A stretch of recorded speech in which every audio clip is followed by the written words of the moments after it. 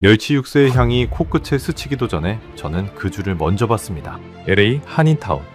평일 오전 11시였습니다. 화려한 스테이크하우스도 예약이 꽉 찬 초밥집도 아니었습니다. 간판도 작은 국수집 앞에 미국인 수십 명이 길게 줄을 서 있었습니다. 손에 든 건 포크가 아니라 어색하게 쥔 젓가락이었죠. 그들이 기다리는 건 단 한 그릇이었습니다. 맑은 멸치 국물에 하얀 국수 한 줌. 그게 전부였습니다. 저는 그 자리에 멈춰 서서 중얼거렸습니다. 이게 대체 뭐길래? 저는 데니얼 카터, 18년간 프랑스와 이탈리아 정통 요리를 해온 셰프입니다. 한 접시에 재료 18가지를 쌓아 미슐랭별을 받았던 사람이죠. 저에게 음식은 복잡할수록 고급이었습니다. 그런 제가 재료 3개짜리 국수 한 그릇 앞에서 무너지게 될 줄은 그때까지 정말 몰랐습니다. 미국의 한식당이 최근 1년 사이 10%나 늘었다고 합니다. 단순한 유행일까요? 아니면 제가 18년간 믿어온 무언가가 처음부터 틀렸던 걸까요? 이 맑은 국물 한 그릇이 어떻게 세계 최고를 자부하던 셰프의 철학을 송두리째 흔들었는지 지금부터 그 이야기를 들려드리겠습니다. 영상 시작 전 구독과 좋아요로 대한민국의 미래를 응원해주세요. 제 이름은 데니얼 카터입니다. 뉴욕 맨해튼 한복판에서 미슐랭 1스타를 받은 레스토랑의 주방을 18년간 지켜온 셰프죠. 제 요리 철학은 단순했습니다. 복잡할수록 고급이다. 접시 위에 재료가 많을수록 손이 많이 갈수록 그게 진짜 요리라고 믿었습니다. 제가 가장 자랑스러워하던 메뉴가 하나 있었습니다. 가을 송로버섯을 올린 오리 가슴살 요리였는데 그 한 접시에 들어가는 재료가 무려 18가지였습니다. 오리고기, 송로버섯, 푸아그라, 3종류의 허브, 5가지 향신료, 2번 졸인 와인 소스, 거기에 계절 채소 필레까지. 손님들은 그 접시를 받아들고 감탄했습니다. 한 입 먹기도 전에 눈으로 먼저 먹는 요리라고들 했죠. 저는 그 말이 좋았습니다.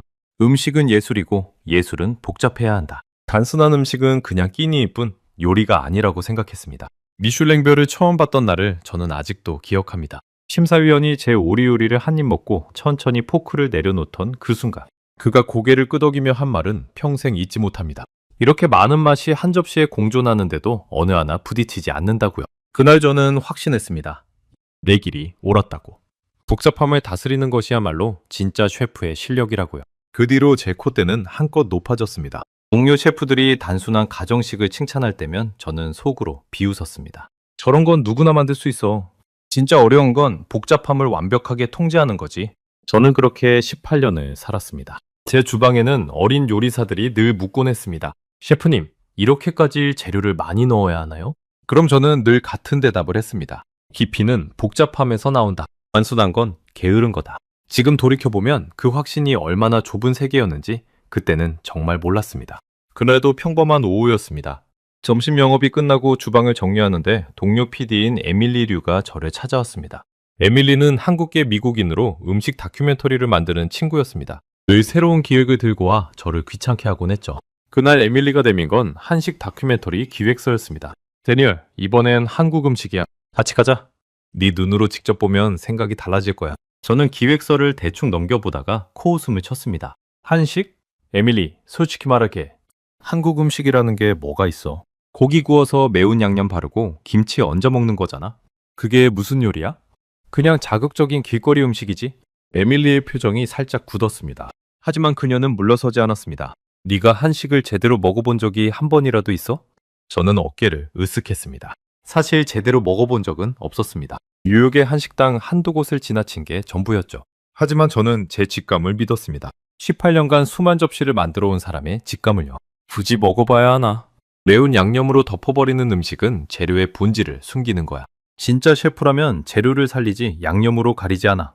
에밀리는 한동안 저를 바라보더니 가방에서 태블릿을 꺼냈습니다. 그리고 사진 한 장을 제 앞에 들이밀었습니다. 하얀 그릇에 담긴 맑은 국물. 그 안에 가느다란 국수 한 줌.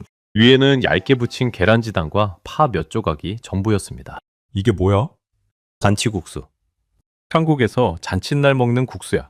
결혼식이나 환갑잔치 같은 날, 저는 그 사진을 한참 들여다봤습니다. 그리고 솔직히 말해서 실망했습니다. 너무나 단순했거든요. 제 주방을 한번 떠올려 보세요.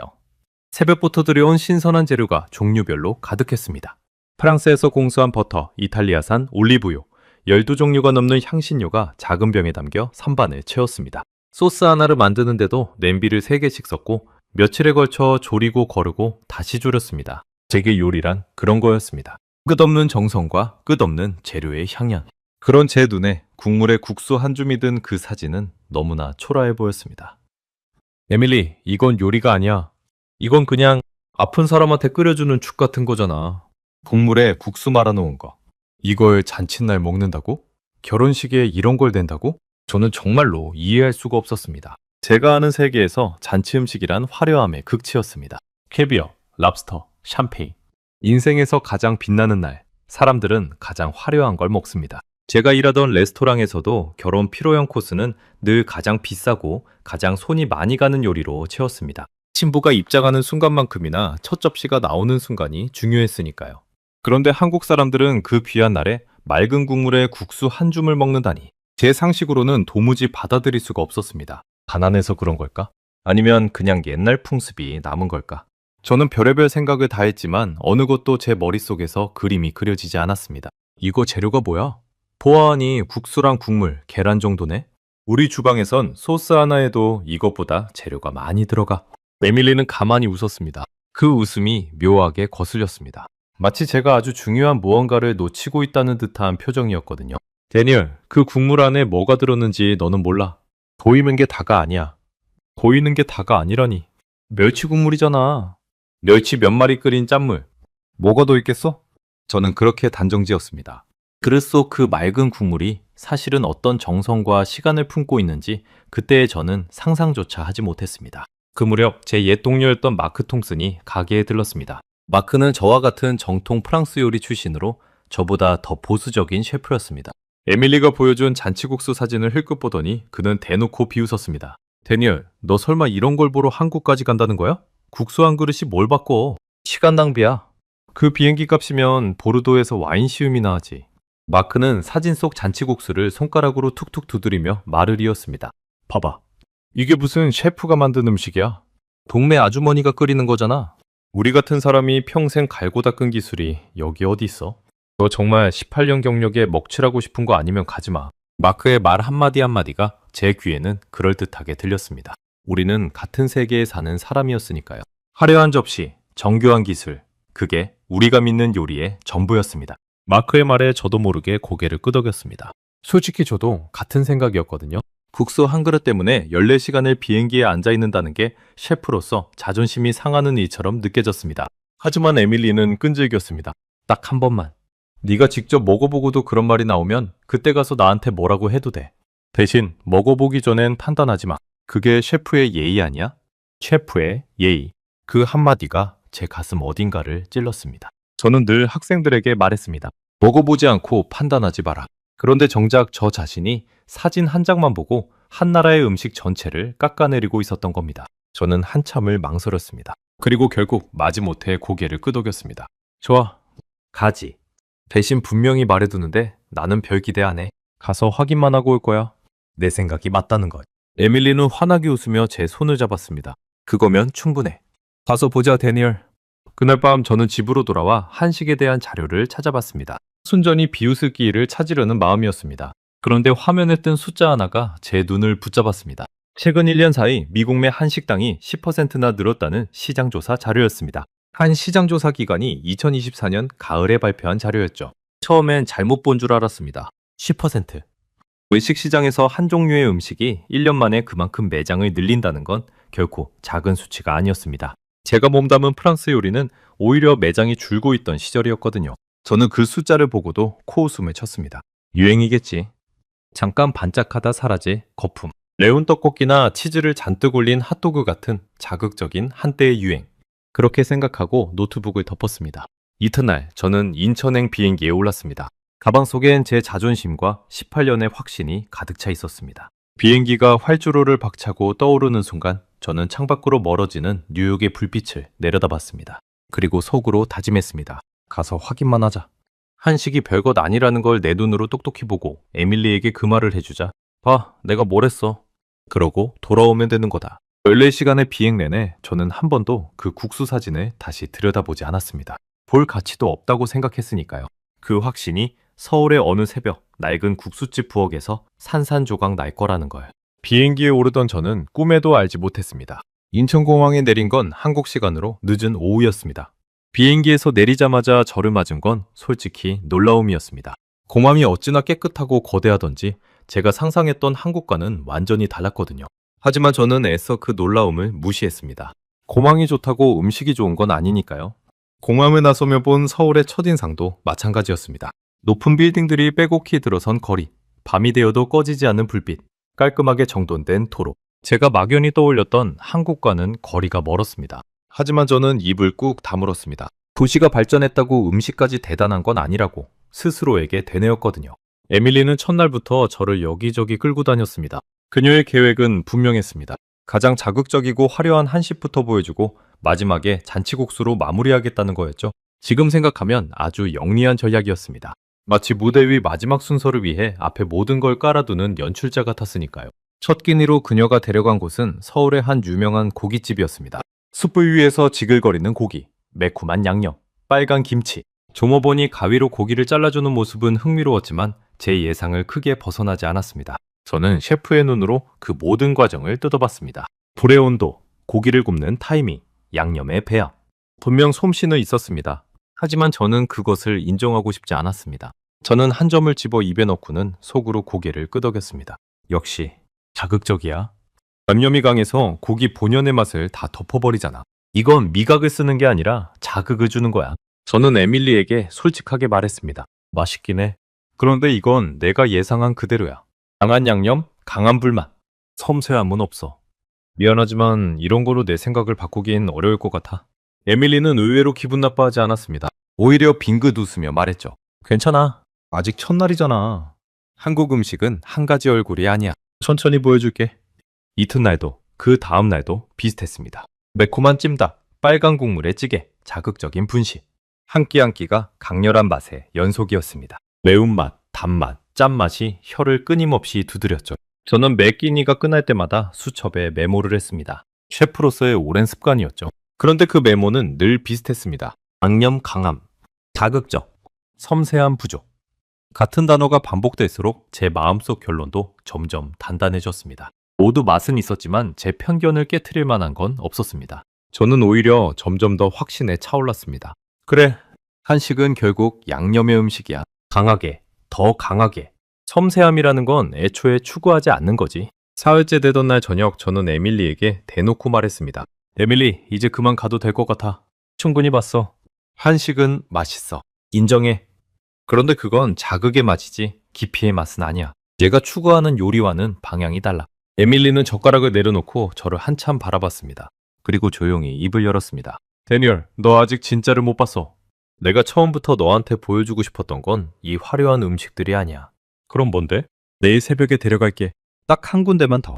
거기서도 네 생각이 안 바뀌면 그땐 정말 뉴욕으로 돌아가자. 새벽이라는 단어에 저는 인상을 찌푸렸습니다. 새벽? 도대체 새벽에 무슨 음식점이 문을 열어? 에밀리는 알 수 없는 미소만 지었습니다. 가보면 알아. 잠깐, 그 가게가 어디였더라? 그날 밤 저는 호텔방에서 쉽게 잠들지 못했습니다. 시차 때문이라고 생각했지만 사실은 묘한 기분 때문이었습니다. 에밀리의 그 확신에 찬 눈빛이 자꾸 떠올랐거든요. 그녀는 제가 무언가를 놓치고 있다고 확신하는 것 같았습니다. 그게 뭔지 저는 도무지 알 수가 없었습니다. 저는 창가에 서서 한밤의 서울을 내려다봤습니다. 끝없이 이어진 불빛들. 저 수많은 불빛 아래에서 지금도 누군가는 음식을 만들고 누군가는 먹고 있겠지. 그런 생각이 들자 이상하게도 제 확신에 작은 금이 가는 듯한 느낌이 들었습니다. 하지만 저는 고개를 저었습니다. 아니야, 내가 틀렸을 리 없어. 18년이야. 그 세월이 거짓일 리 없잖아. 다음날 아직 해도 뜨지 않은 어두운 새벽이었습니다. 에밀리가 호텔 로비로 저를 불러냈습니다. 거리는 텅 비어 있었고 가로등만 희미하게 빛났습니다. 새벽 공기가 제법 쌀쌀했습니다. 이런 시간에 정말 가는 거야? 저는 하품을 참으며 물었습니다. 이 시간에 가야 진짜를 볼 수 있거든. 우리는 택시를 타고 서울 종로의 어느 골목으로 향했습니다. 새벽의 도로는 한산했고 택시는 빠르게 도심을 가로질렀습니다. 큰 길에서 벗어나 좁은 뒷골목으로 들어서자 풍경이 완전히 달라졌습니다. 화려한 네온사인도 높은 빌딩도 없었습니다. 낡은 간판들이 줄지어 선 오래된 거리였습니다. 전날까지 봤던 번쩍이는 서울과는 완전히 다른 얼굴이었습니다. 마치 시간이 수십 년 전에 멈춘 듯한 골목. 저는 차창 밖으로 그 풍경을 바라보며 생각했습니다. 도대체 이런 곳에 뭐가 있길래 에밀리는 그렇게 확신에 차 있었던 걸까? 택시에서 내리자 차가운 새벽 공기 속에서 어떤 냄새가 코끝을 스쳤습니다. 비릿하면서도 구수한 묘한 냄새였습니다. 저는 본능적으로 그 냄새를 따라 고개를 돌렸습니다. 골목 끝 작고 낡은 가게 하나에 불이 켜져 있었습니다. 주변 가게들은 다 어두운데 그 집만 따뜻한 불빛을 뿜어내고 있었죠. 간판은 페인트가 군데군데 벗겨진 낡은 나무 간판이었습니다. 여기야? 저는 미간을 찌푸렸습니다. 솔직히 실망스러웠습니다. 제가 상상한 건 적어도 깔끔하고 세련된 가게였거든요. 그런데 눈앞에 이 집은 금방이라도 무너질 것처럼 낡아 보였습니다. 이런 데서 무슨 요리를 한다고? 에밀리, 너나 놀리는 거 아니야? 에밀리는 대답 없이 가게 문을 밀었습니다. 삐걱하는 낡은 경첩 소리와 함께 문이 열렸습니다. 그 순간 저는 그 자리에 얼어붙었습니다. 가게 안에서 흘러나온 그 냄새. 그건 제가 살면서 한 번도 맡아본 적 없는 향이었습니다. 비린내라고 하기엔 너무 깊고 구수하다고 하기엔 너무 복잡했습니다. 마치 바다와 흙과 시간이 한데 섞인 듯한 냄새. 제 코가 셰프로서 18년간 단련된 제 후각이 그 냄새 앞에서 멈칫했습니다. 저는 저도 모르게 코를 벌렁거리며 그 향을 깊이 들이마셨습니다. 셰프에게 후각은 가장 정직한 감각입니다. 혀가 속아도 코는 속지 않거든요. 그런데 그 순간 제 후각이 보내온 신호는 분명했습니다. 이건 평범한 국물이 아니라고요. 프랑스 요리에도 육수는 있습니다. 송아지뼈를 하루 종일 고아 만드는 진한 육수. 하지만 그 냄새와 이 냄새는 완전히 결이 달랐습니다. 이건 묵직하지 않으면서도 깊었고 비리지 않으면서도 바다를 품고 있었습니다. 이 냄새, 뭐지? 내가 아는 어떤 육수 냄새와도 다른데? 어떻게 이렇게 맑은 향에서 이런 깊이가 느껴지지? 가게 안은 좁았습니다. 맑은 나무 탁자 4개, 빛바랜 벽, 오래된 선풍기. 모든 게 세월의 흔적을 고스란히 품고 있었습니다. 그런데 그 낡음이 이상하게도 초라해 보이지 않았습니다. 오히려 무언가 단단한 기운이 느껴졌습니다. 그리고 주방 안쪽에서 한 사람이 분주하게 움직이고 있었습니다. 작은 체구의 할머니였습니다. 허리가 살짝 굽었지만 손놀림만은 더없이 빨랐습니다. 그녀는 거대한 솥 앞에 서서 무언가를 정성스럽게 휘젓고 있었습니다. 김이 모락모락 피어오르는 그 솥에서 바로 그 신비로운 냄새가 흘러나오고 있었습니다. 할머니의 손은 거칠고 마디가 굵었습니다. 평생 뜨거운 솥과 칼을 다뤄온 손이라는 걸 한눈에 알 수 있었습니다. 그런데 그 거친 손이 솥 안에 무언가를 다루는 손길만은 마치 갓난아기를 어르듯 조심스러웠습니다. 저는 그 대비에 묘하게 시선을 빼앗겼습니다. 주방 한편에는 작은 양은 그릇들이 가지런히 쌓여 있었고 다른 한쪽엔 다듬다만 멸치가 수북이 쌓여 있었습니다. 모든 게 소박했지만 어딘가 빈틈이 없었습니다. 에밀리가 조용히 속삭였습니다. 저분이 김순자 사장님이셔. 이 가게에서 60년째 잔치국수를 끓이고 계셔. 60년. 저는 그 말을 듣고 숨이 턱 막혔습니다. 60년이라니? 제 경력 18년이 갑자기 너무나 짧게 느껴졌습니다. 할머니는 우리가 들어온 것도 모른 채 오로지 솥에만 집중하고 있었습니다. 그 뒷모습이 어찌나 진지하던지 저는 차마 말을 걸 수 없었습니다. 그때 할머니가 천천히 고개를 들었습니다. 그리고 우리를 발견하고는 주름진 얼굴에 환한 미소를 지었습니다. 어서 와요. 새벽부터 멀리서 왔네. 그 따뜻한 목소리에 제 마음 한구석이 이상하게 흔들렸습니다. 저는 아직 국수 한 젓가락 맛보지도 않았는데 말입니다. 저는 그때까지도 몰랐습니다. 이 작고 낡은 가게에서 제가 18년간 쌓아올린 모든 것이 송두리째 흔들리게 될 거라는 걸 말입니다. 저는 김순자 사장님께 양해를 구하고 주방 가까이 다가갔습니다. 셰프로서 그 솥 안에서 무슨 일이 벌어지고 있는지 확인하지 않고는 견딜 수가 없었거든요. 그리고 그곳에서 본 광경은 제 예상을 완전히 빗나갔습니다. 사장님은 거대한 솥 앞에서 멸치를 한 마리씩 손에 들고 있었습니다. 그냥 통째로 넣는 게 아니었습니다. 멸치의 머리를 떼고 배를 갈라 검은 내장을 일일이 발라내고 있었던 겁니다. 멸치 한 마리를요? 저는 그 모습을 보고 저도 모르게 물었습니다. 사장님, 그걸 일일이 다 손질하시는 거예요? 그냥 통째로 넣으면 안 되나요? 사장님은 손을 멈추지 않은 채 빙긋 웃으며 대답했습니다. 머리랑 내장을 안 빼면 국물이 써져요. 쓴맛이 나면 그건 잔치국수가 아니지. 맑고 시원해야 잔치국수예요. 사장님은 잠시 손을 멈추고 저를 바라봤습니다. 그리고 멸치 한 마리를 손바닥에 올려 보여주며 말했습니다. 이 작은 멸치 한 마리가 국물 맛을 다 좌우해요. 좋은 멸치를 골라야 하고 또 잘 다듬어야 해요. 손이 많이 가도 어쩔 수 없어요. 대충 하면 그게 바로 국물에 나와요. 손님 입에 들어가는 건데 어떻게 대충 해요. 손님 입에 들어가는 건데 어떻게 대충 하느냐. 그 평범한 한마디가 제 마음을 묵직하게 쳤습니다. 저는 그동안 얼마나 많은 부분을 효율이라는 이름으로 대충 넘겨왔던가 하는 생각이 스쳤거든요. 저는 할 말을 잃었습니다. 솔직히 속으로 생각했습니다. 고작 국물 하나 때문에 이 새벽에 멸치 수백 마리를 일일이 손질한다고?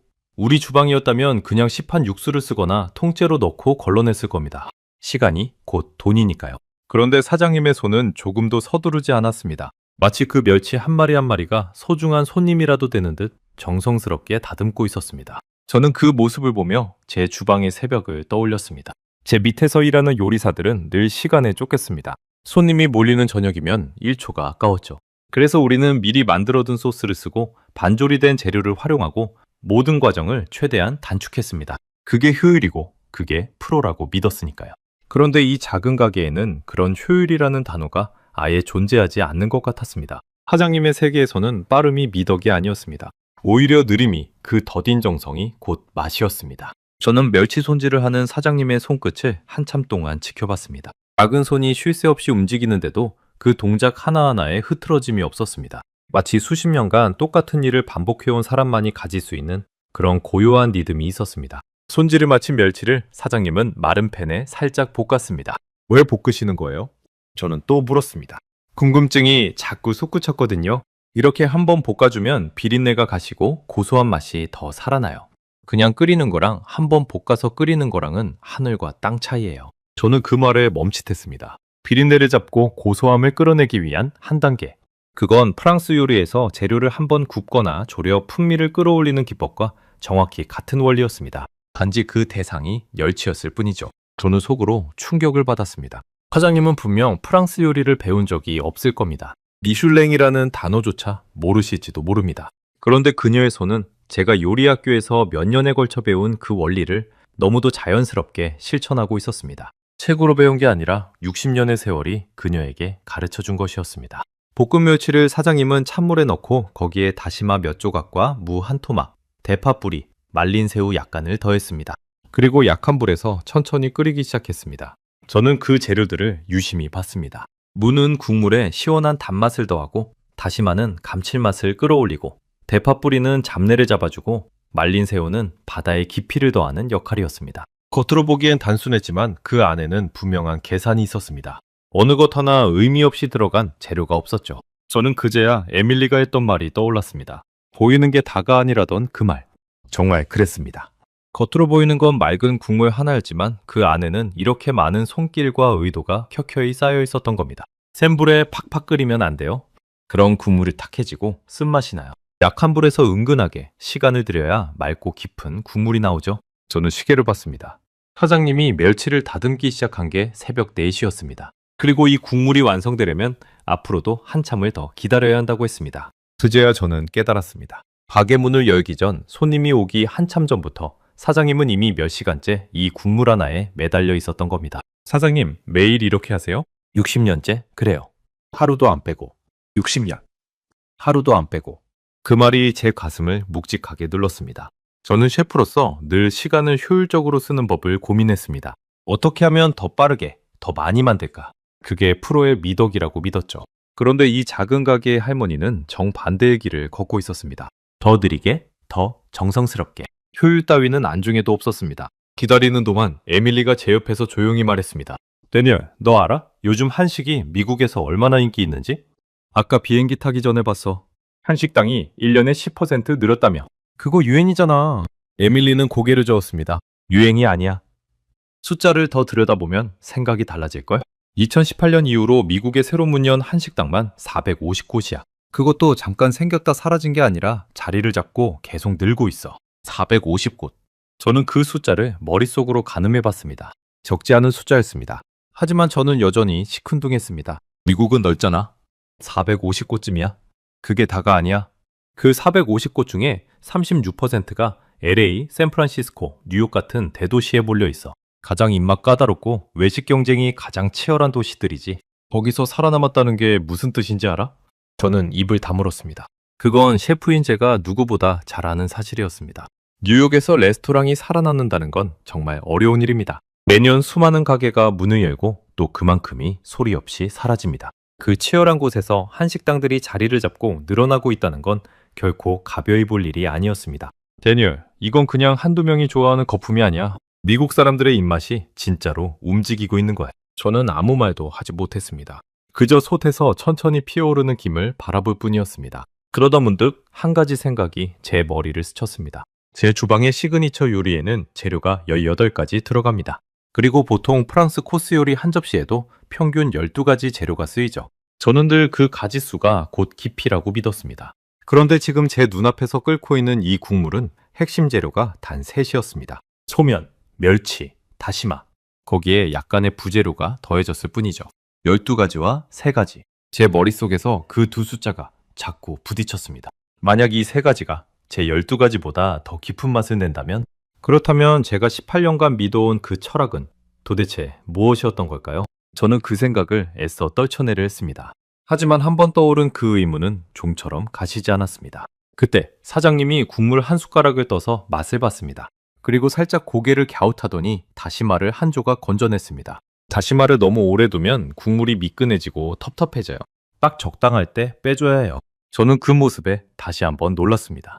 그건 정확히 셰프의 감각이었습니다. 맛을 보고 미세한 차이를 감지하고 결정적인 순간에 손을 쓰는 것. 누가 가르쳐준다고 되는 게 아닙니다. 수십 년의 경험이 손끝에 새겨져 있어야 가능한 일이죠. 저희 주방에는 온도계와 타이머가 가득합니다. 모든 게 숫자로 관리되죠. 몇 도에서 몇 분. 그 정확함이 곧 프로의 증거라고 믿었습니다. 그런데 사장님은 온도계도 타이머도 쓰지 않았습니다. 오로지 자신의 혀와 눈 그리고 손끝의 감각만으로 그 미세한 순간을 잡아냈습니다. 저는 문득 부끄러워졌습니다. 저는 도구에 의지했지만 이분은 자기 자신을 도구로 만든 사람이었습니다.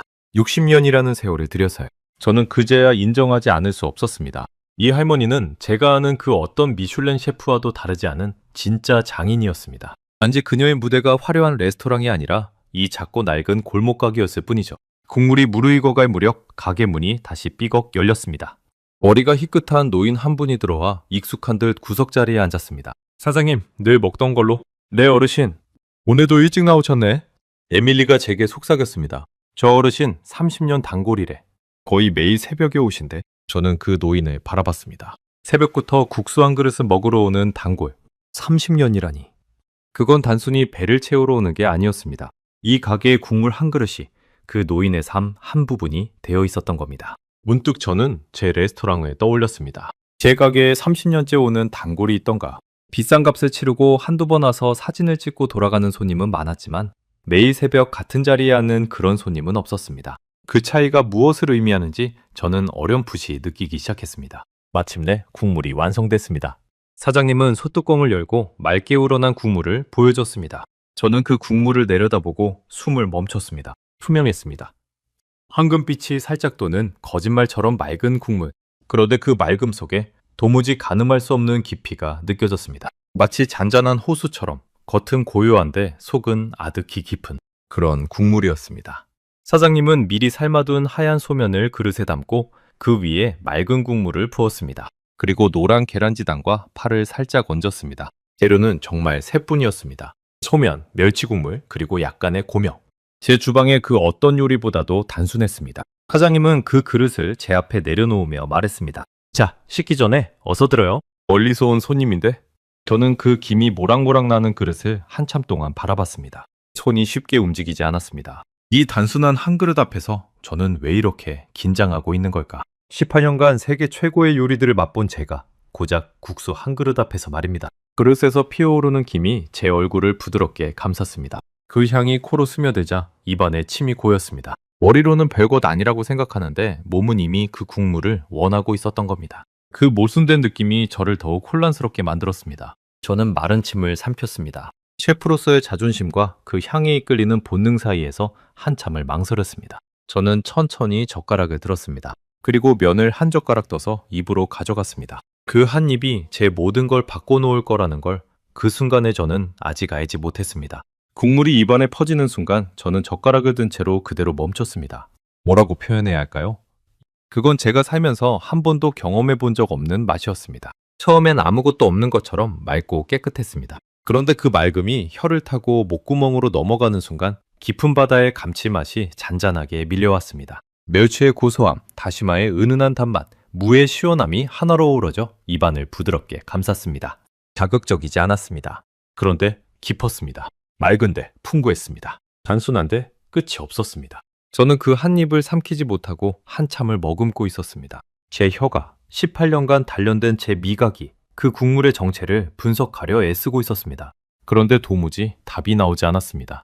어떻게 재료 셋만으로 이런 맛을 낼 수 있지? 제 머릿속에서 그 질문이 미친 듯이 맴돌았습니다. 저라면 이런 깊이를 내기 위해 적어도 10가지가 넘는 재료를 썼을 겁니다. 여러 종류의 육수를 섞고 향신료를 더하고 와인으로 풍미를 끌어올렸겠죠.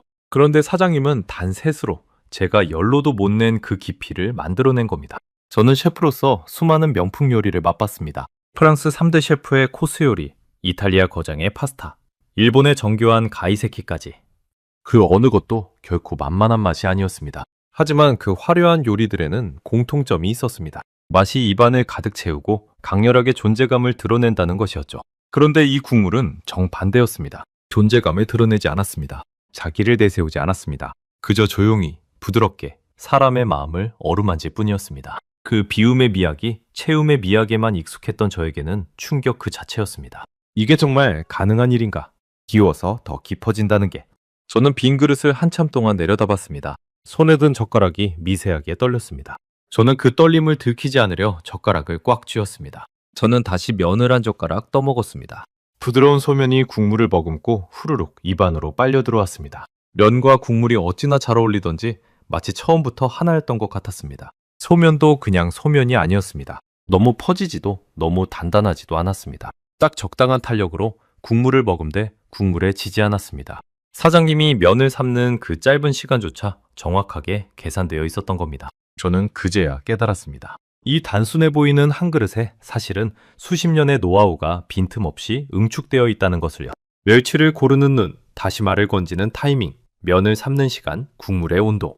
그 모든 게 완벽하게 맞아떨어졌을 때 비로소 이 한 그릇이 완성되는 거였습니다. 저는 문득 머릿속으로 계산을 해봤습니다. 제 시그니처 요리에 들어가는 재료가 18가지.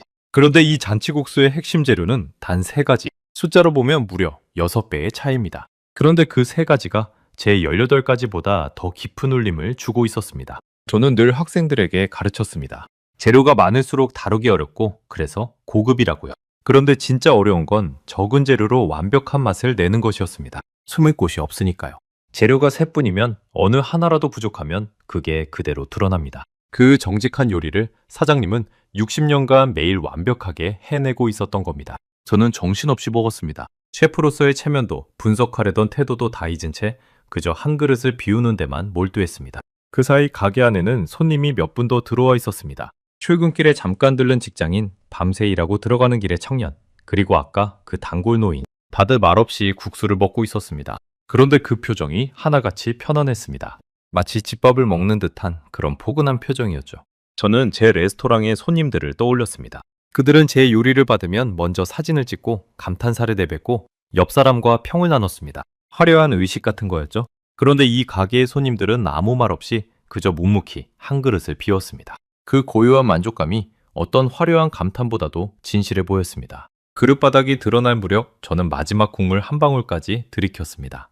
그리고 빈 그릇을 내려놓는 순간 이상하게도 눈가가 뜨거워졌습니다. 콧잔등이 시큰해지고 목이 베었습니다. 왜였을까요? 그건 단순히 맛있어서가 아니었습니다. 그 국물 한 그릇 안에서 저는 무언가를 느꼈습니다. 새벽 4시부터 멸치를 다듬은 사장님의 손길, 60년이라는 세월, 그리고 손님 입에 들어가는 건데 어떻게 대충 하느냐던 그 마음. 그 모든 게 국물 한 그릇에 고스란히 담겨 있었던 겁니다. 저는 평생 음식을 맛보며 울어본 적이 없었습니다. 아무리 훌륭한 요리도 저에게는 분석의 대상이었지 감동의 대상이 아니었으니까요. 그런데 이 맑은 국수 한 그릇이 18년간 단 한 번도 흔들리지 않던 제 마음을 이렇게 무너뜨릴 줄은 몰랐습니다. 저는 떨리는 목소리로 사장님께 물었습니다. 사장님, 비법이 뭐예요? 어떻게 이런 맛이 나죠? 재료가 3뿐인데. 사장님은 제 그릇을 치우며 별일 아니라는 듯 웃었습니다. 비법? 그런 거 없어요. 새벽부터 정성 들이는 거. 그게 다예요. 좋은 재료 골라서 시간 들여서 마음 담아서 끓이는 거. 그거 말고 무슨 비법이 있겠어요? 정성, 그리고 시간. 그게 다라고요. 저는 그 대답에 한동안 말을 잇지 못했습니다. 제가 그토록 찾던 비법이 화려한 기술이나 특별한 재료가 아니라 그저 정성과 시간이라니. 너무나 단순해서 오히려 받아들이기 힘든 진실이었습니다. 저는 그동안 비법이라는 걸 남들이 모르는 특별한 무언가라고 생각했습니다. 비밀스러운 소스 배합, 독특한 향신료, 첨단 조리 기술. 그런 게 셰프를 특별하게 만든다고 믿었죠. 그런데 사장님의 비법은 누구나 알지만 누구도 끝까지 해내지 못하는 것이었습니다. 정성과 시간. 그 두 단어를 60년간 하루도 빠짐없이 실천하는 것. 그게 진짜 비법이었습니다. 생각해보면 가장 어려운 게 가장 단순한 법이었습니다. 누구나 정성을 들이라고 말합니다. 하지만 새벽 4시에 일어나 멸치머리를 일일이 떼는 일을 60년간 매일 하는 사람은 세상에 몇이나 될까요? 그 우직한 반복이야말로 어떤 화려한 기술보다도 위대한 것이었습니다. 저는 제 주방을 떠올렸습니다. 12가지, 18가지 재료를 쌓아 올리던 제 요리들. 저는 늘 더 많은 재료, 더 복잡한 기술로 깊이를 내려고 했습니다. 그런데 그게 정말 깊이였을까요? 아니면 그저 화려함으로 빈 곳을 채우려 했던 건 아니었을까요? 문득 제 요리 인생이 통째로 의심스러워졌습니다. 손님들이 제 화려한 접시에 감탄할 때 저는 우쭐했습니다. 하지만 그 감탄이 정말 맛에 대한 감탄이었을까요? 아니면 그저 비싼 재료와 정교한 플레이팅이 주는 시각적 충격에 대한 감탄이었을까요? 이 작은 가게에는 화려한 플레이팅도 비싼 재료도 없었습니다. 그저 맑은 국물 한 그릇뿐이었습니다. 그런데 저는 이 한 그릇 앞에서 제 어떤 요리 앞에서도 느껴보지 못한 감동을 받았습니다. 눈이 아니라 마음으로요. 내가 18년간 믿은 게 전부 틀렸던 걸까? 그 생각이 들자 발밑이 무너지는 듯한 아찔함이 밀려왔습니다. 그때 에밀리가 조용히 입을 열었습니다. 데니엘, 이 잔치국수가 왜 잔치국수인지 알아? 잔칫날 먹어서 그런 거 아니야? 사장님이 면을 삶던 손을 멈추고 천천히 이야기를 들려줬습니다. 옛날에는 결혼식이나 환갑 같은 좋은 날에 이 국수를 먹었어요. 국수 면발이 길잖아요.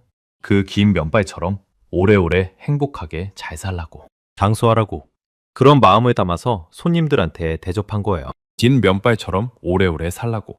그 말에 제 가슴이 먹먹해졌습니다. 저는 그제야 알았습니다. 왜 한국 사람들이 인생에서 가장 빛나는 날에 화려한 음식 대신 이 맑은 국수 한 그릇을 나눴는지를요. 그건 가난해서가 아니었습니다. 그 국수 한 그릇에 사랑하는 사람의 행복과 장수를 비는 가장 따뜻한 마음이 담겨 있었기 때문이었습니다. 음식에 마음을 담는다. 저는 18년간 요리를 해왔지만 단 한 번도 그런 생각을 해본 적이 없었습니다. 저에게 음식은 기술이었고 예술이었고 평가받는 작품이었습니다. 누군가의 행복을 비는 마음을 담는다는 건 제 사전에 없는 개념이었습니다. 저는 사장님의 주름진 손을 바라봤습니다. 그 손으로 60년간 수많은 사람들의 잔칫날을 함께 해왔겠죠. 누군가의 결혼식, 누군가의 환갑, 누군가의 평범하지만 소중한 새벽을요. 사장님이 잠시 옛 이야기를 들려줬습니다. 옛날엔 형편이 어려운 집도 많았어요. 그래도 자식 결혼시킬 땐 이 국수라도 끓여서 손님들 대접했지. 비싼 거 못 차려도 국수 한 그릇에 마음을 담았던 거예요. 그게 우리 정서였어요. 가난해도 마음만은 가득 담았다는 그 말. 저는 그 이야기를 들으며 음식의 본질이 무엇인지 처음으로 마주한 기분이었습니다. 음식은 배를 채우는 것이기도 하지만 결국 사람과 사람 사이에 마음을 잇는 것이었습니다. 저는 그 단순한 진실을 18년이나 요리를 하고서야 깨달았습니다. 그 순간 제가 그토록 자부했던 제 요리가 한없이 초라하게 느껴졌습니다. 저는 화려한 접시로 사람들의 감탄을 샀지만 사장님은 맑은 국물 한 그릇으로 사람들의 마음을 어루만져 왔던 겁니다. 저는 떨리는 입술을 깨물며 속으로 되뇌었습니다. 복잡함이 깊이라 믿었는데 진짜 깊이는 비워내는 데 있었어. 채우는 게 아니라 덜어내는 데 있었던 거야. 가슴 한복판이 뜨겁게 조여왔습니다. 제가 18년간 옳다고 믿어온 모든 것이 이 작은 가게에서 송두리째 뒤집히고 있었습니다. 그건 분하거나 억울한 감정이 아니었습니다. 오히려 오랫동안 닫혀있던 문이 마침내 열리는 듯한 후련함에 가까웠습니다. 저는 그동안 너무 좁은 세계에 갇혀 있었던 겁니다. 복잡함만이 고급이고 화려함만이 예술이라는 좁은 틀.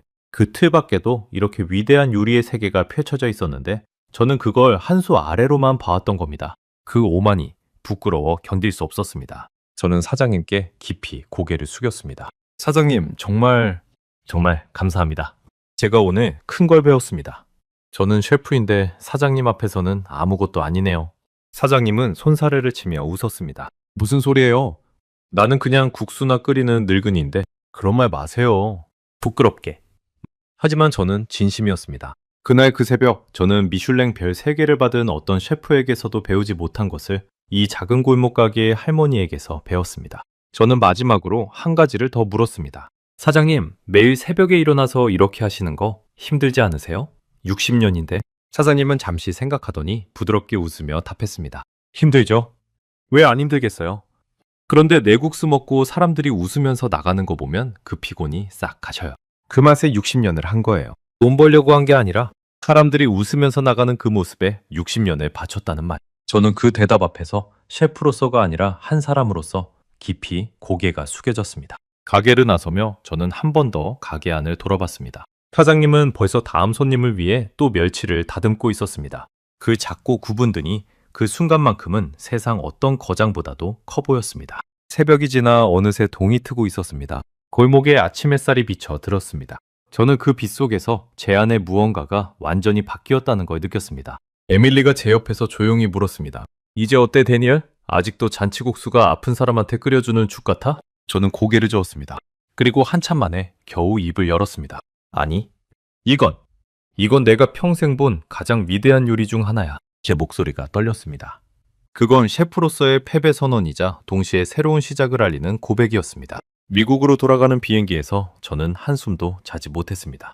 그 맑은 국물의 맛이, 사장님의 손길이, 긴 면발에 담긴 그 따뜻한 마음이 계속 머릿속을 맴돌았습니다. 창밖으로 끝없는 구름이 펼쳐졌습니다. 저는 그 구름을 바라보며 처음으로 제 요리를 처음부터 다시 생각하기 시작했습니다. 무엇을 위해 요리했던가? 누구를 위해 요리했던가? 평가받기 위해서였나? 아니면 사람을 위해서였나? 오는 길에 봤던 그 단골 노인의 얼굴이 떠올랐습니다. 30년을 한결같이 그 자리를 찾던 사람. 사장님의 국수는 그의 삶이 되어 있었습니다. 저는 누군가의 삶이 되는 요리를 단 한 번이라도 만들어 본 적이 있었던가? 그 질문 앞에서 저는 한참을 멍하니 앉아 있었습니다. 그리고 저는 결심했습니다. 미국에 돌아가면 이 잔치국수가 정말 어떤 흠의 일부인지 그 숫자의 진실을 두 눈으로 확인하겠다고요. 에밀리가 말한 그 한식 열풍이 정말 진짜인지 아닌지를요. 뉴욕으로 돌아온 첫날 밤 저는 잠들지 못하고 노트북 앞에 앉았습니다. 머릿속엔 단 하나의 질문이 떠나지 않았습니다. 그 맑은 국수 한 그릇이 정말 거대한 물결의 일부일까? 아니면 그저 한 노포의 특별한 사연일 뿐일까? 저는 한식의 미국 진출에 관한 자료를 닥치는 대로 찾아 읽기 시작했습니다. 그리고 화면에 떠오르는 숫자들 앞에서 저는 점점 더 입을 다물 수 없었습니다. 가장 먼저 눈에 들어온 건 K푸드 수출 실적이었습니다. 2025년 한국의 농식품 수출액이 역대 최고를 기록했다고 했습니다. 무려 136억 달러가 넘는 규모였습니다. 저는 그 숫자를 보고 잠시 멍해졌습니다. 136억 달러. 처음엔 그 규모가 잘 와닿지 않았습니다. 그래서 저는 제가 아는 것에 빗대봤습니다. 웬만한 글로벌 대기업의 한 해 매출에 맞먹는 규모였습니다. 그게 한 나라의 음식 수출액이라니. 그건 작은 나라의 음식이라고 가볍게 볼 수 있는 규모가 결코 아니었습니다. 한식은 이미 세계 식탁의 한 축이 되어 있었던 겁니다. 그런데 진짜 충격은 그 다음이었습니다. 라멘이라는 단 하나의 품목이 한 해에 15억 달러치나 수출됐다는 겁니다. 전년보다 22%나 급증해서 처음으로 10억 달러 고지를 훌쩍 넘어선 거였죠. 라면 하나가요? 저는 그 숫자를 몇 번이나 다시 확인했습니다. 웬 요리가 이렇게 세계인의 입맛에 사로잡고 있다는 사실이 그 새벽 잔치국수의 기억과 겹쳐졌습니다. 한국의 면 문화가 단지 잔치국수 하나가 아니라 거대한 흐름으로 세계를 향해 뻗어나가고 있었던 겁니다. 생각해보면 이상한 일도 아니었습니다. 한국 사람들은 오래전부터 면을 사랑해왔으니까요. 긴 면발에 장수의 의미를 담고 잔칫날 정성껏 끓여 나누던 그 문화, 그 깊은 뿌리가 있었기에 라면이든 잔치국수든 한국의 면 요리가 세계인의 마음을 이렇게 단단히 사로잡을 수 있었던 게 아닐까. 저는 그런 생각에 잠겼습니다. 저는 자료를 더 파고들었습니다. 에밀리가 종로에서 말했던 그 숫자들도 다시 확인했습니다. 미국 내 한식당이 최근 1년간 10% 늘었고 2018년 이후 새로 문 연 한식당이 450곳에 달한다는 것. 막연한 이야기인 줄 알았던 그 숫자들이 자료 속에서 또렷한 사실로 확인되자 등골이 서늘해졌습니다. 그뿐이 아니었습니다. 한국식 프라이드 치킨 이야기도 나왔습니다. 미국에 진출한 한국식 치킨 체인 7곳이 미국 안에서만 405개의 매장을 운영하고 있었습니다. 그것도 전년 대비 22%나 성장한 수치였죠. 405개의 매장. 저는 뉴욕 거리를 떠올렸습니다. 그러고 보니 언젠가부터 한국식 치킨집 간판이 부쩍 늘었던 것 같았습니다. 그저 무심코 지나쳤을 뿐 저는 그게 어떤 거대한 변화의 신호인지 전혀 알아채지 못했던 겁니다. 저는 의자에 등을 기댄 채 천장을 한참 올려다봤습니다. 유행이 아니었구나. 흐름이었어. 거대한, 멈출 수 없는 흐름. 손끝이 차가워졌습니다. 그동안 제가 얼마나 무지했는지 그제야 실감이 났거든요. 저는 세계 음식의 흐름을 읽는다고 자부하는 셰프였습니다. 그런데 바로 제 코앞에서 벌어지고 있던 이 거대한 변화를 저는 편견이라는 색안경 때문에 전혀 보지 못하고 있었던 겁니다. 저는 18년 전 요리를 막 시작하던 시절을 떠올렸습니다. 그때 저는 모든 음식 앞에서 겸손했습니다. 어떤 재료든 어떤 요리든 배우려는 마음으로 다가갔죠. 그런데 미슐랭별을 받고 명성이 쌓이면서 저는 어느새 그 겸손함을 잃어버렸습니다. 제 기준이 곧 정답이라고 믿게 됐던 겁니다. 그 오만이 저를 이렇게 좁은 세계에 가둬놓았던 거였습니다. 이제는 알 것 같았습니다. 진짜 셰프는 평가하는 사람이 아니라 끝없이 배우는 사람이라는 것을요. 며칠 뒤 에밀리에게서 연락이 왔습니다. LA 한인타운에 잔치국수를 파는 작은 팝업 가게가 화제라는 소식이었습니다. 미국인들이 줄을 선다고요? 저는 그 말을 듣자마자 바로 비행기를 예약했습니다.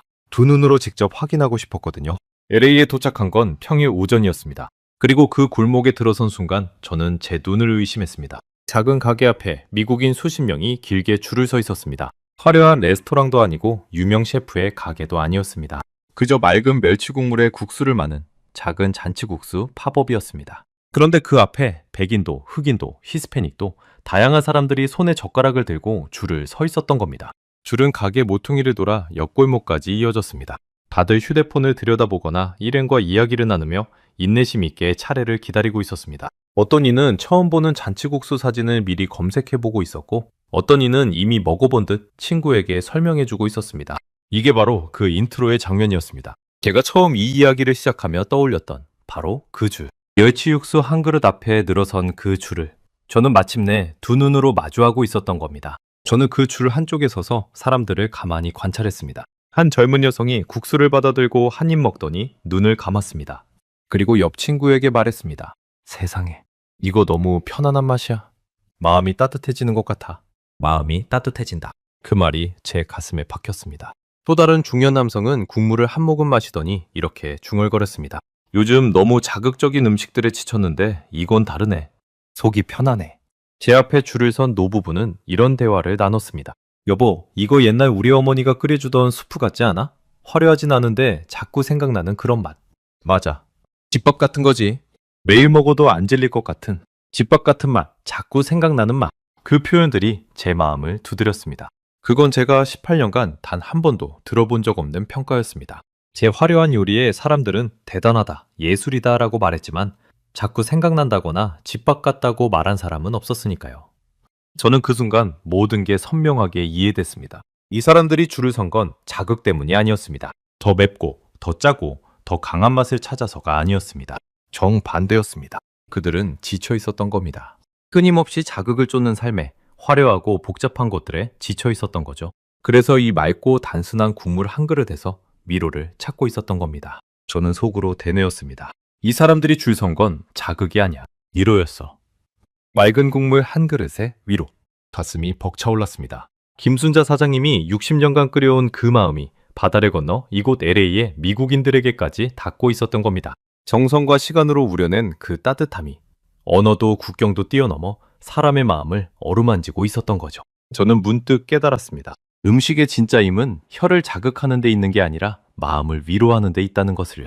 아무리 화려하고 비싼 요리도 사람의 지친 마음을 보듬어주지 못하면 그저 한순간의 감탄으로 끝나고 맙니다.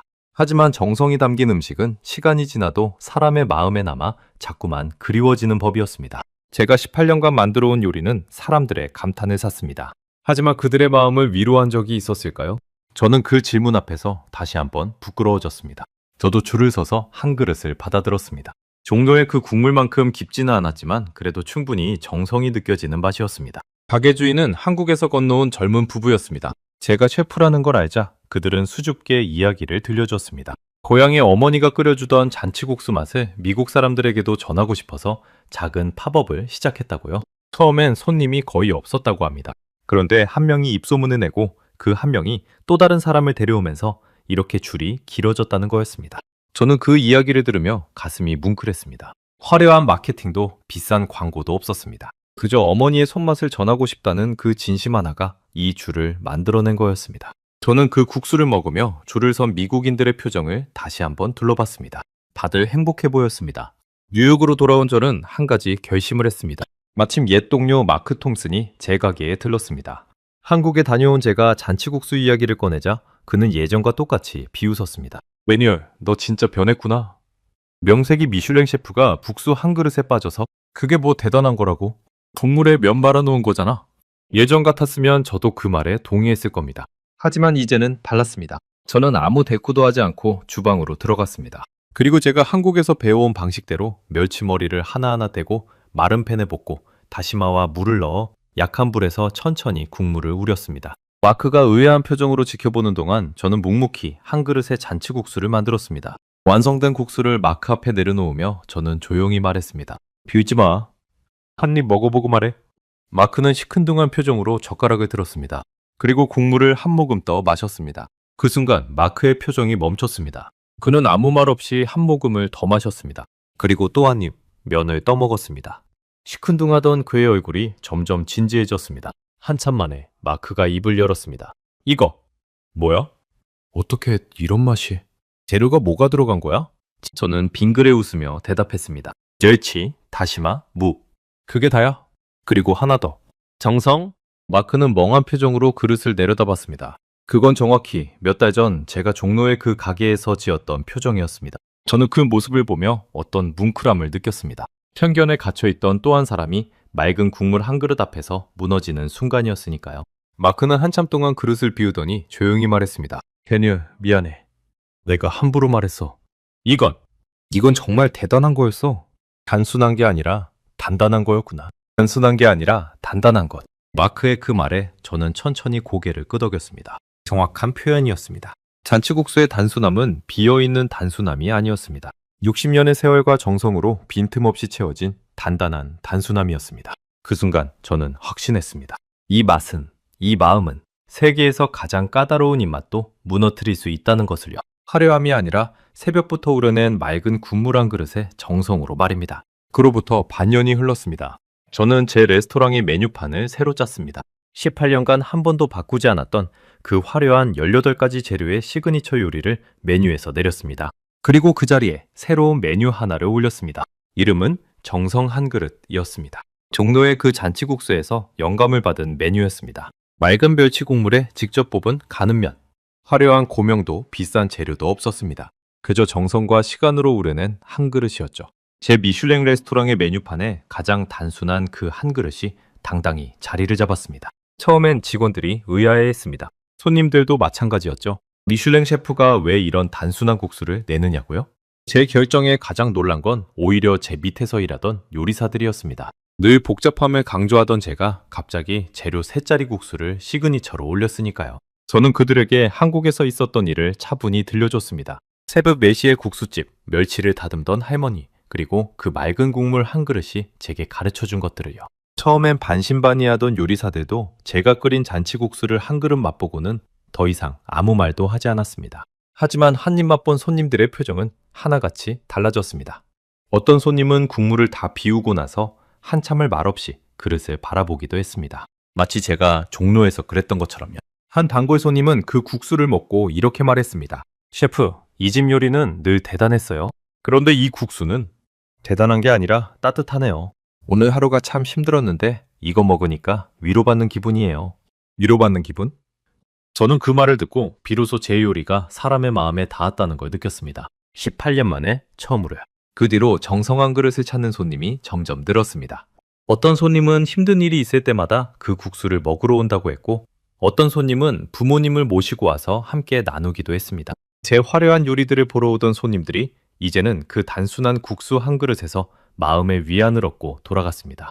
저는 그 모습을 볼 때마다 종로의 그 단골 도인이 떠올랐습니다. 30년을 한결같이 한 그릇을 찾던 그 사람. 이제 제 가게에도 그렇게 한 그릇을 찾아 마음을 기대는 단골들이 생기기 시작한 겁니다.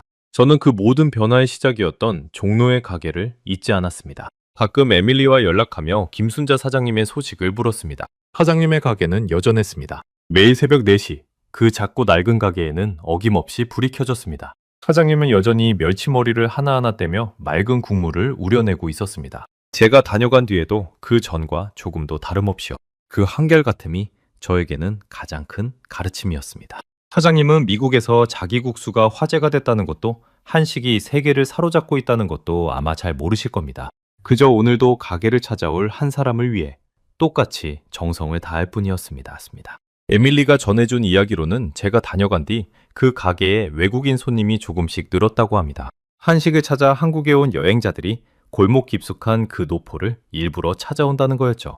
그런데 사장님은 외국인 손님이 와도 한국인 손님이 와도 한결같이 똑같은 국수를 똑같은 정성으로 내어준다고 했습니다. 누구에게나 차별 없이 그저 따뜻한 한 그릇을요. 어쩌면 그 무심한 한결같음이야말로 한국이라는 나라가 가진 진짜 힘인지도 모르겠습니다. 요란하게 내세우지 않아도 묵묵히 제 할 일에 정성을 다하는 그 우직한 말입니다. 옛 동료 마크 톰슨에게도 변화가 찾아왔습니다. 제 잔치국수를 맛보고 무너졌던 그날 이후 마크는 종종 제 가게에 들러 그 국수를 찾았습니다. 그러더니 어느 날 자기도 한국에 한번 다녀오고 싶다고 했습니다. 그 맑은 국물의 비밀을 자기 눈으로 직접 보고 싶다는 거였죠. 한때 국수 한 그릇이 뭘 바꾸냐며 비웃던 그가 이제는 그 한 그릇을 배우러 가겠다고 나선 겁니다. 저는 그 모습을 보며 음식이 가진 진짜 힘을 다시 한번 실감했습니다. 편견을 무너뜨리고 사람을 변화시키고 마음과 마음을 잇는 힘. 그건 어떤 화려한 기술로도 만들어낼 수 없는 정성만이 가진 힘이었습니다. 저는 이 다큐멘터리를 마무리하며 한 가지를 분명히 깨달았습니다. 세계에서 가장 까다로운 입맛을 무너뜨린 건 화려함이 아니었습니다. 비싼 재료도 정교한 기술도 아니었습니다. 그건 새벽부터 우려낸 맑은 국물 한 그릇, 그 안에 담긴 정성과 마음이었습니다. 저는 18년간 복잡함을 쫓았습니다. 더 많은 재료, 더 화려한 기술, 그게 깊이라고 믿었죠. 하지만 한국의 작은 국수집에서 저는 진짜 깊이를 배웠습니다. 진짜 깊이는 채우는 게 아니라 비우는 데서 나오고 진짜 정성은 화려함이 아니라 한결같음에서 나온다는 것을요. 돌이켜보면 한국으로 떠나기 전에 저는 참 오만한 사람이었습니다. 사진 한 장만 보고 한 나라의 음식을 비웃었고 단순한 것을 미완성으로 깎아내렸습니다. 그런 제가 그 단순한 국수 한 그릇 앞에서 18년의 자만을 모두 내려놓게 될 줄은 정말 몰랐습니다.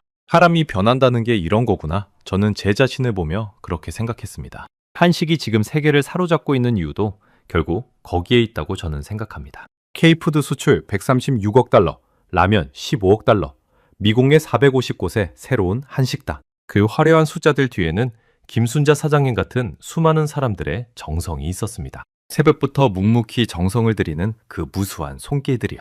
화려한 마케팅이 한식을 세계에 알린 게 아니었습니다. 한 그릇 한 그릇에 담긴 그 진심이 사람의 마음을 하나씩 무너뜨리며 여기까지 온 거였습니다.